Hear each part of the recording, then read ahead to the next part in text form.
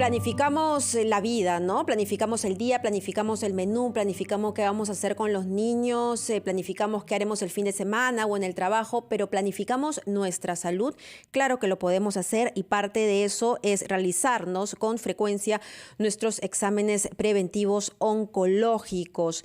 Estamos con el doctor Víctor Palacios, es director ejecutivo de la Dirección de Prevención y Control del Cáncer del MINSA, para que con datos él pueda compartirnos la importancia de estos exámenes preventivos. ¿Quiénes deben hacérselos? ¿Cada cuánto tiempo? Doctor Palacios, muy buenos días. Muchísimas gracias por estar con nosotros en Encendidos. Doctor Palacios. ¿Sí? ¿Me escucha? Sí, lo escuchamos, doctor. Muy buenos días. Buenos días. Sí, le comentaba que, bueno, estamos en la Semana Nacional Perú contra el Cáncer, un momento para reflexionar sobre la importancia de la lucha frente a esta enfermedad, que en su prevención, pues, se inicia, ¿no?, desde el hogar, ¿no?, desde que el papá, mamá lleva a su hija a vacunar contra el virus del papiloma humano, por ejemplo, ¿no?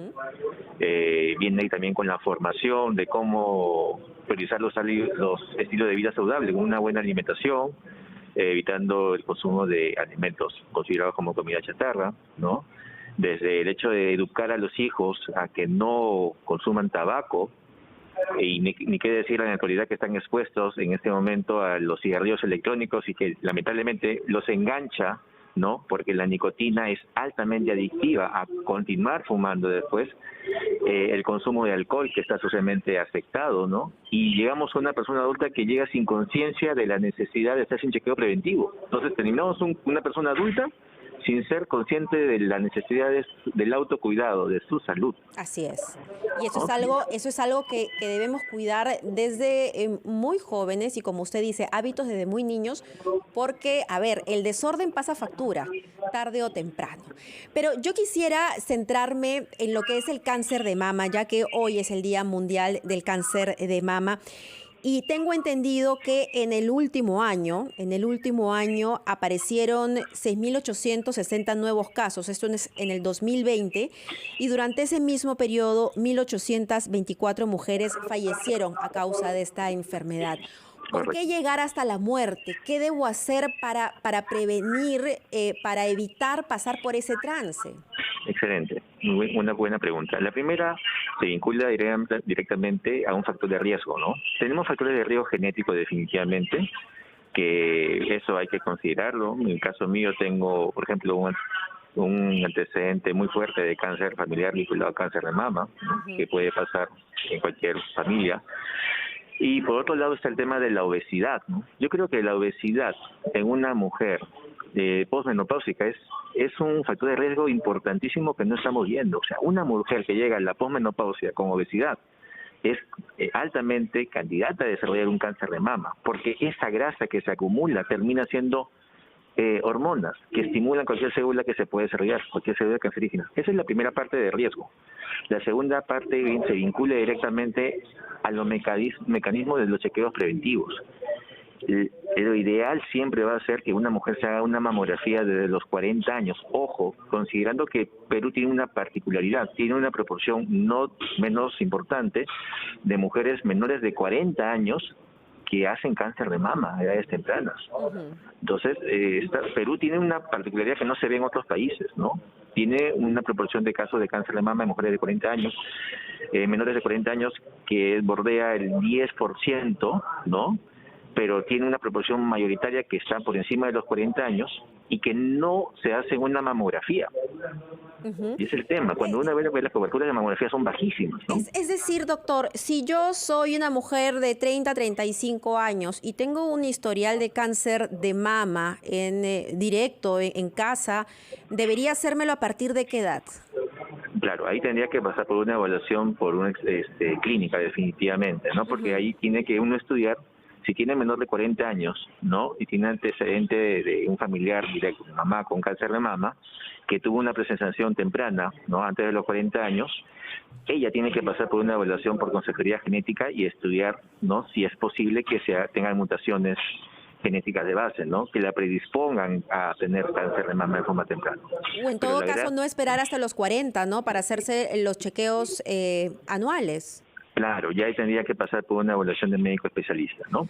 ¿Y la Ujú. mamografía es suficiente en algunos casos o se necesita algún otro examen adicional, como una ecografía? Correcto. Esa es muy buena pregunta. A partir de los 40 años, entre los 40 y 50 años, vamos a tener una proporción importante de mujeres con mamas densas, ¿no? En el cual la mamografía es como una rayos X de la mama, no te va a permitir dar todas las evidencias o imágenes que te haga de una forma descartar que tenga alguna lesión sospechosa de cáncer. Es por ese motivo que se complementa con una ecografía, ¿no? Porque no es categórico decir que está totalmente normal la mamografía. Ujú. Ahora, ¿hay síntomas? ¿Yo puedo sentir dolor o no viene con dolor? Y esa es una pregunta muy importante que voy a responder. A ver, cuando la mujer se hace un autoexamen clínico de mamas, ¿ok? Ujú. Es muy importante que se lo haga, muy importante, ¿no? Puede detectar algún bultito, alguna enopatía, un ganglio a nivel axilar, ¿verdad? Pero cuando uno lo detecta, estamos hablando de que puede ser que ya detecte una enfermedad que esté localmente avanzada. Por Ujú. ese motivo que nosotros tenemos que hacer que la mujer se haga sus mamografías sin tener ninguna presencia de ni un signo o síntoma. Es decir, que de forma activa busque hacerse su mamografía. Nosotros tenemos mamógrafos, ¿ok? Tenemos mamógrafos que operan el menos del 5% de su capacidad real. O sea, Ujú. están listos para ser utilizados. ¿Cuál ha sido el problema de acceso? Y eso discutíamos ayer en un foro con especialistas. El problema de acceso a la mamografía son dos cosas. Uno, que tenemos que pasar por una consulta médica, no previa, o por una consulta de obstetra o de enfermería, cuando esto debería ser automático. O sea, Así la es. mujer debería tener un mamógrafo disponible y sacar su cita para que haga su mamografía totalmente gratuita. Ujú. Ese es uno, y eso estamos trabajando en el Ministerio de Salud. Y el segundo punto se vincula a que los mamógrafos tienen que estar operativos y requiere un recambio tecnológico, que es lo que estamos trabajando en este momento en la reglamentación de la Ley Nacional de Cáncer. Ujú. Y eso es importante, pero además de tener toda esta disposición en tecnología y en recursos humanos, pues también debe haber una concientización y una sensibilización de parte de los pacientes. En general, ¿cuál es el principal motivo por el que una mujer no se hace sus controles anuales? Wow. El rostro del cáncer en el Perú es el rostro de una mujer joven. Lamentablemente eso no lo podemos negar y es triste, ¿no? Porque la mujer es muchas veces la que está postergada en el hogar. Tiene que cuidar a la familia, tiene que trabajar y es la última lamentablemente es la última en la lista de prioridades para la familia, más aún en el contexto de la pandemia, ¿no? Cuando vemos cómo ha ocurrido el año 2020, 2021, observamos que las coberturas de tamizaje, de chequeos preventivos caen estrepitosamente, ¿no? De a diferencia de lo que logramos en el 19, en el cual logramos los mejores resultados desde que apareció el Plan Esperanza. Ujú. Sin embargo, cae, ¿por qué? Por el tema de inmovilización social, por el tema de que Sí, pues. se priorizan, ¿no? Los recursos financieros que hay en las familias. Bueno, esperemos entonces que esta situación vaya mejorando porque como usted bien lo ha dicho, hay maneras de prevenir. Primero es unos buenos hábitos de vida que deben inculcarse desde muy pequeños. Luego está la prevención, ir a hacerse sus chequeos anuales. Y tercero, que es algo muy importante que usted mencionó, es evitar, por ejemplo, el cáncer de cuello uterino. ¿Cómo? Colocando las vacunas del virus del papiloma humano. Esto se hace con niñas y niños entre 11 y 13 años, si no me equivoco, doctor, por favor. Entre 9 a 13 años, Entre ¿no? 9 a 13 años. Así es. Y ahí las madres tienen, y los padres, los tutores tienen una gran responsabilidad con los niños porque no hay vacuna contra ningún cáncer salvo contra el cáncer de cuello uterino que también se lleva muchas vidas. Doctor Palacios, le agradecemos mucho por estos minutos aquí en Encendidos y esperemos que nos hayan escuchado muchas mujeres y ya estén agendando entonces su cita para hacerse sus chequeos preventivos. 10 de la mañana, 29 minutos. Cuando regresemos de escuchar los titulares, vamos a ver cómo es la situación del cáncer en Trujillo. Volvemos. Perú.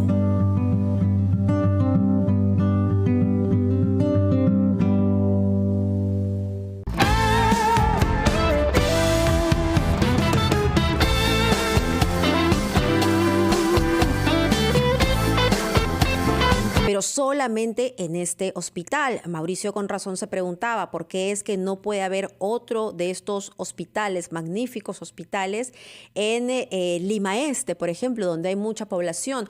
¿Por qué es que no puede haber un centro hospitalario que atienda pacientes oncológicos con artículos, con artefactos de última tecnología y con los mejores doctores en La Libertad, en Arequipa, en Huancayo? ¿Por qué no?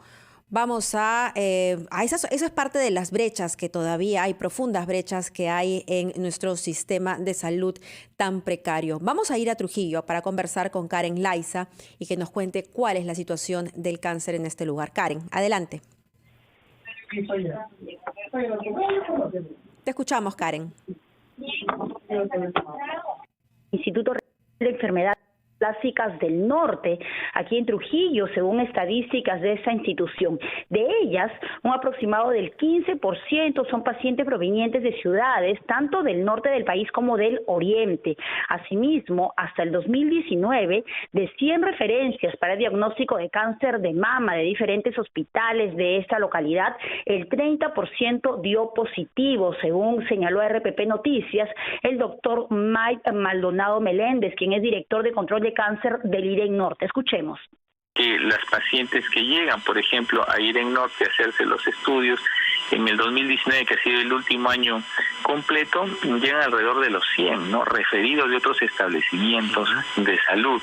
Entonces, de ahí que aquellos porcentajes más o menos obedece un 30%, aquellas que sí llegan a tener un diagnóstico de los que se hacen screening. Imagínate si es que tuviéramos una mayor población consciente que se hace el screening, podríamos detectar el cáncer tempranamente.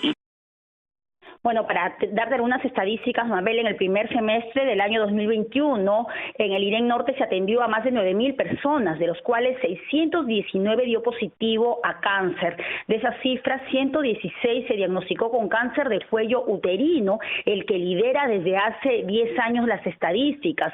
93 con cáncer de mama, que representa el 14%, 51 con cáncer de estómago y 46 con cáncer de piel. Actualmente, el IREN Norte mantiene una brecha importante de personal de salud para mejorar la atención, con lo cual requiere de un presupuesto de 20 millones. Además, se trabaja un proyecto de ampliación de infraestructura por un presupuesto de 400 millones de soles, indicó el director de la institución, Marco Antonio Galvez. Actualmente no se atiende a pacientes pediátricos y esa es una de las atenciones que se va a brindar con esta ampliación. Esa es la información desde Trujillo, directo en directo, RPP Noticias.